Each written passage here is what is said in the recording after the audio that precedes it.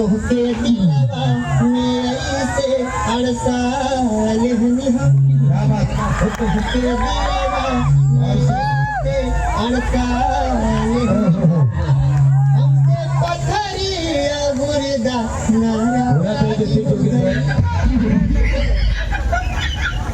आज तो एकदम जौहर लागत हो। आओ चाट के मोड़ जा। अरे साला हरामी बोले साला दोगला आज ले तो हमारे घर में केहू हाथ ना लगेलस ते काहे लगैली हास का उखड़ब आवा फरिया लो। हाँ छोड़ हे तू क्या हो हमरा तरफ से बड़ा ना ओकरा तरफ से बड़ा ना तो ये मरवावे आई हमार गर्लफ्रेंड बोल रहा है कि धीरे धीरे से मेरी जिंदगी अरे बुआ का लग गया आराम से हम इतना धीरे धीरे गेली कि हमरा जैसे जैसे ओरा दुगो बच्चे हो गई के हम आई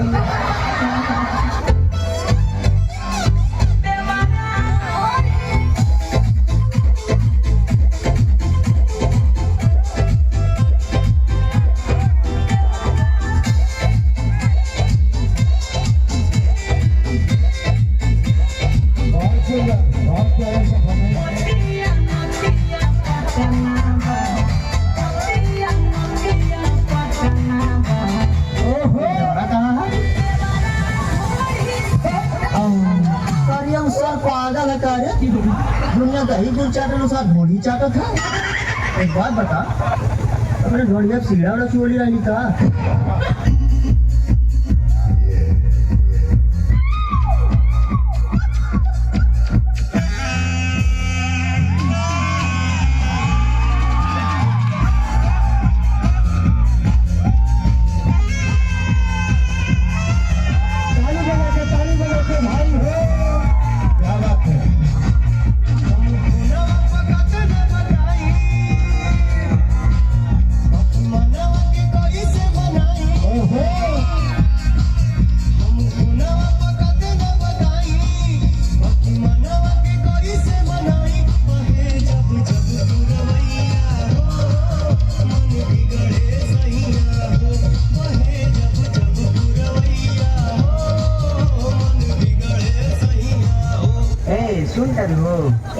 मास्क नहीं के पहने के।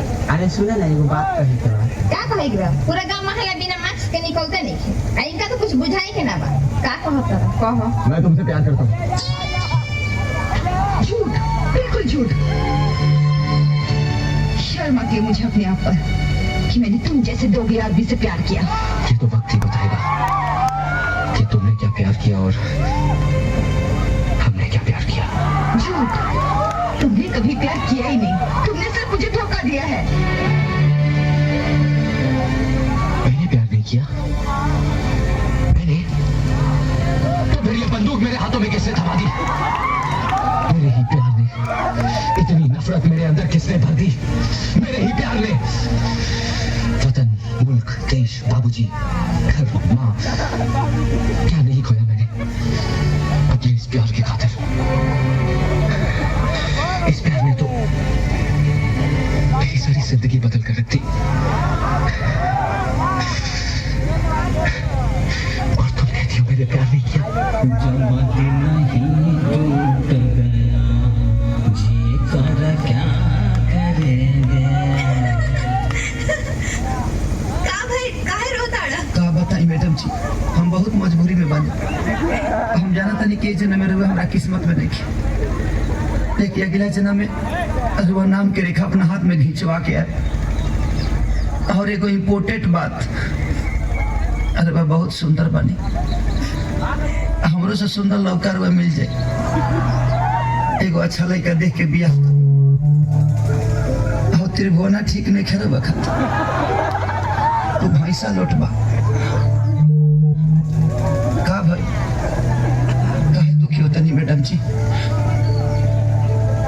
हमके पता बा कि रवा हमरा से प्यार करे लगल बनी। अरे नाना ऐसा बात नहीं है। तू जे भी बाड़ा जैसन भी बाड़ा ना जाने काहे तोरा साथे बात करे में हमरा बहुत अच्छा लागत रहे।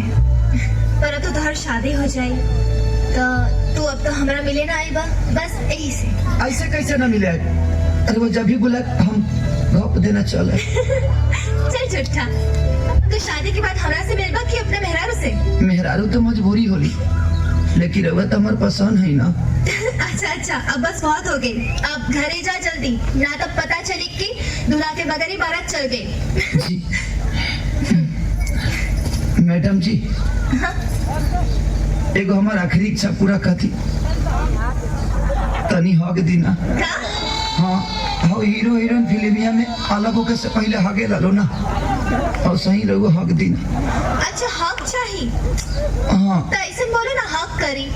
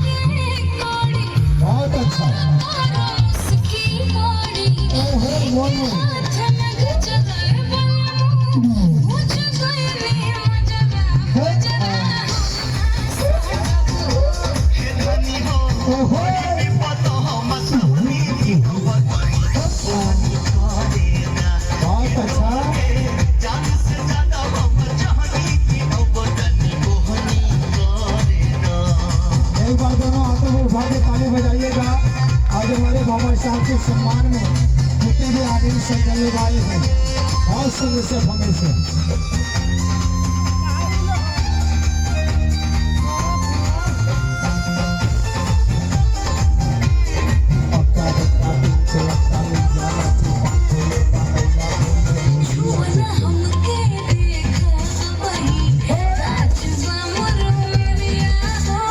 कैसे हो